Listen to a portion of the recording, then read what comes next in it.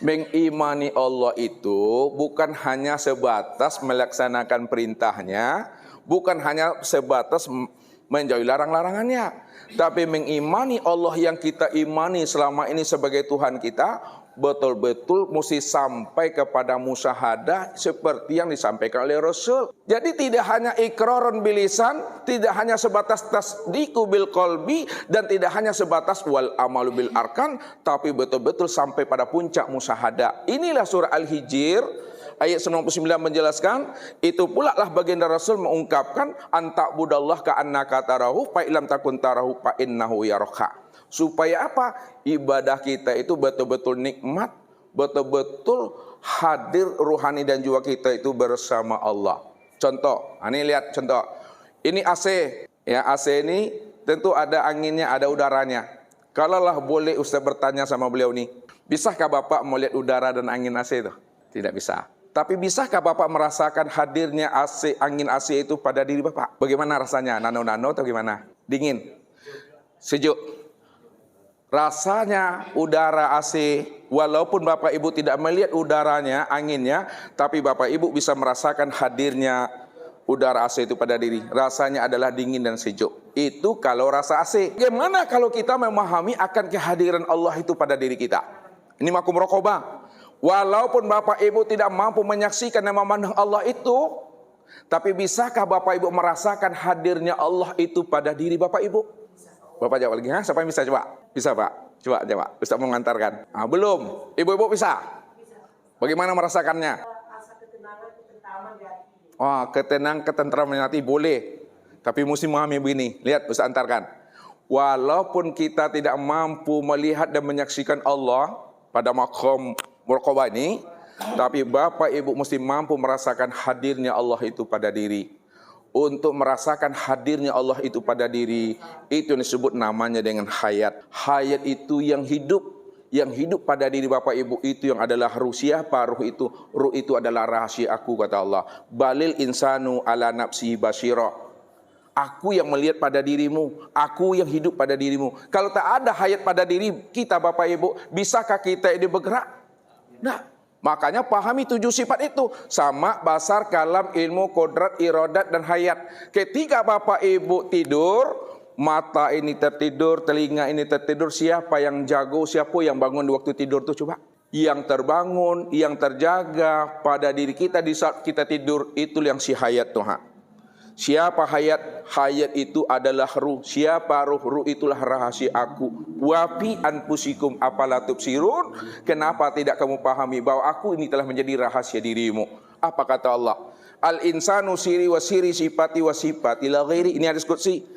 Dirimu itu, insan itu adalah rahasiaku, rahasiaku itu adalah sifatku, sifatku itu tiada lain adalah aku, kata Allah. Wa ja'alu lahu min ibadi juz'an, bahwa dirimu itu bagian dari diriku.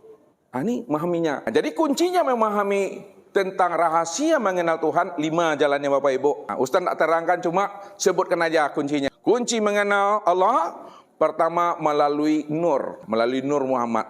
Yang kedua, kunci untuk mengenal Allah, mematikan diri. Yang ketiga, kunci mengenal Allah, mengenali akan asal usul diri.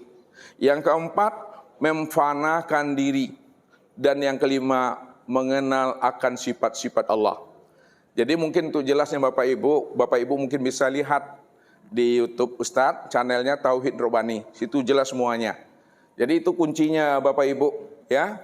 Kalau kita ingin mengenal Allah, ya, dengan baik, kenalilah 5 sifat itu, lalu carilah pembimbing, carilah guru yang bisa menghantarkan kita untuk bisa usul kepadanya. Guru banyak, mursyid sulit mencari. Carilah al-ulama warasatul anbiya. Ulama warasatul anbiya, dialah yang menghantarkan rohani kita untuk mampu bisa berliku dengan Allah Subhanahu wa taala. Ya, kaji ini dipertanggungjawabkan dunia akhirat Bapak Ibu. Ya. Jadi tidak hanya kita sebatas memahami kajian fikih, karena ilmu yang kita pelajari wajib 3. Ini penutup terakhir lagi. Yang pertama itu ya fikih. Fikih ini yang disebut namanya syariat. Yang kedua tasawuf. Tasawuf itu yang disebut namanya tarekat. Yang ketiga tauhid. Tauhid itu yang disebut namanya hakikat. Kalau sudah sempurna syariat fikih kita, thariqat tasawuf kita, dan hakikat tauhid kita, barulah kita sampai kepada ma'rifat. Ma'rifat ini yang menghantarkan kita kepada Allah. 3 ilmu ini yang dijelaskan oleh Rasul. Iman, Islam, dan ihsan. Iman itu tauhid tuh. Itu akidah. Dia bicara tentang ruh, keesaan Allah. Yang kedua, Islam. Islam itu yang fikih, itu yang syariat. Ya, itu yang ibadah tuh. Itu nyata pada batang tubuh. Kemudian adalah ihsan. Ihsan itu yang tasawuf. Pada diri kita itu yang qalbu. Makanya di dalam Al-Quran itu 3 cuma, walaupun Al-Quran 30 juz, isinya cuma 3. Akidah, ibadah, dan akhlak. Itu dia. Ibadah itu fikih. Akhlak itu tasawuf. Akidah itu namanya iman. Maka pelajari itu semua supaya ibadah kita itu betul-betul ada nikmatnya. Jadi orang yang sudah bermakrifat kepada Allah, nih terakhir, orang yang makrifat kepada Allah itu hakikatnya dia telah liqa, berjumpa. Hakikat orang yang liqa itu adalah musyahadah, menyaksikan. Hakikat musyahadah itu yang disebut namanya muwajjahah, bertatap wajah. Hakikat muwajjahah itu adalah fana. Hakikat fana itulah baqa itu. Sehingga ada di Bapak Ibu di situ yang berbuat itu. Mungkin itu saja Bapak Ibu yang dimuliakan Allah. Mudah-mudahan Allah berikan kita anugerah kemudahan dalam memahami ilmu ini, sehingga kita selalu istiqomah bergiat untuk beramal. Bagaimana amal kita itu betul-betul amal yang bermakrifat, amal yang diakui oleh Allah, bukan hanya amal yang diakui oleh diri kita ini. Kalau Allah sudah mengakui kita sebagai hambanya, 100% itu hamba Allah. Kalau kita baru mengatakan kita ini hamba Allah, itu ngaku-ngaku namanya.